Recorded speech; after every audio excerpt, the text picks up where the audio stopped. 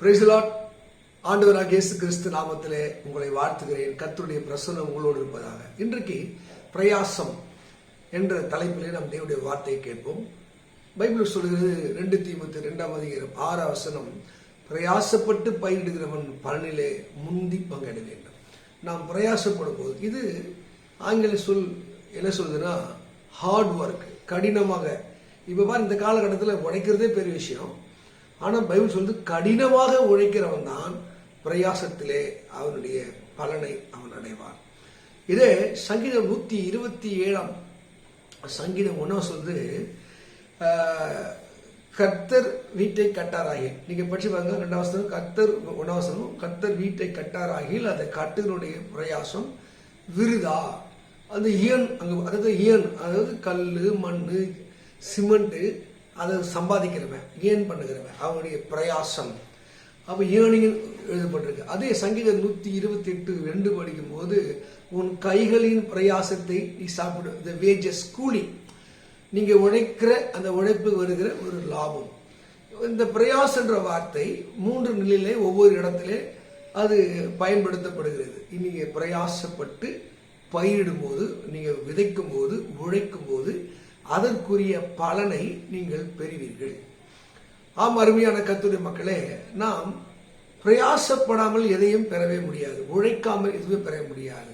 உழைக்காமல கூலி எதிர்பார்க்க முடியாது. ஒரு பொருளை சேர்த்து வைக்காமல் ஒரு வீடை, வாசலை கட்டி வைக்க முடியாது. அதைத்தான் பரிசுத்த வேதம் திரும்ப திரும்ப சொல்றது, பிரயாசப்பட்டு பயிரிடுகிறவன் தன் பலனிலே முந்தி பங்கடைய வேண்டும். இதே நீதிமொழிகள் 10ஆம் அதிகாரம் 16ஆம் வசனம் படுது, நீதிமானுடைய பிரயாசம் அது ஜீவனுக்கு ஏதுவானது.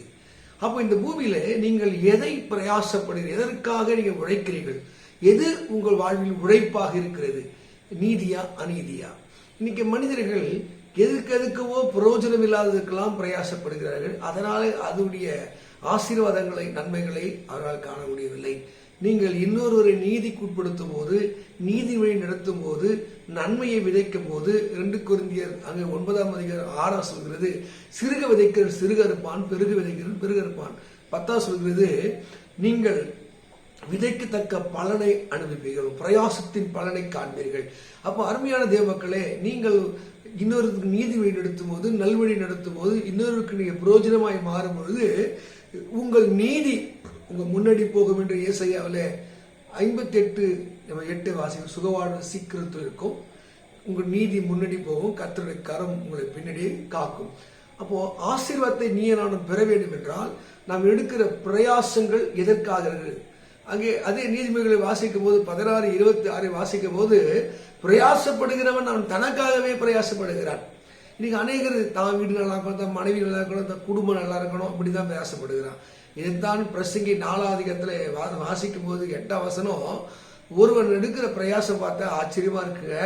அவன் ஒண்டிக்காரனா இருக்கிறான், அவன் உடனாளி இல்லை, பிள்ளையும் இல்லை, கூட சகோதரம் இல்லை, ஆனால் எடுக்கிற பிரயாசங்கள் ஆச்சரியமா இருக்கிறது. நிறைய பேர் ஓடி ஓடி என்ன பண்ணுவான், ஆனால் அந்த பிரயாசத்திலே அவனுக்கும் யாருக்கும் லாபம் இல்லை.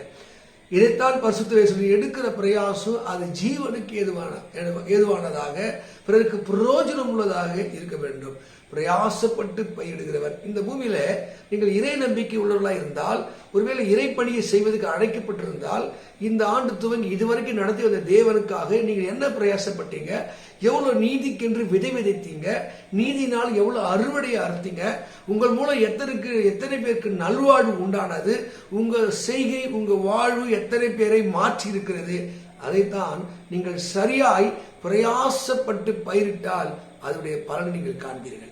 அதே நீதிமொழிகளில் நீங்கள் 14ஆம் அதிகாரம் 23ஆம் வசனத்தை படிக்கும் போது, சகல பிரயாசத்துக்கும் பிரயோஜனம் உண்டு, உதட்டின் பேச்சோ வறுமை மாத்திரம் தரும். ஒருவேளை நீங்க சும்மா பேசியே காலத்தை கடந்து, ஆண்டுகளை கடந்து, நாட்களை கடந்திருக்கலாம். இன்றைக்கு உண்மையாகவே நீங்கள் முயற்சி பண்ணுங்கள். உன் மனைவிக்காக, உன் பிள்ளைகளுக்காக, உன் குடும்பத்திற்காக, நீங்கள் உங்கள் நம்பின இறைவனுக்காக நீங்கள் உண்மையாகவே பிரயாசப்படுங்கள்.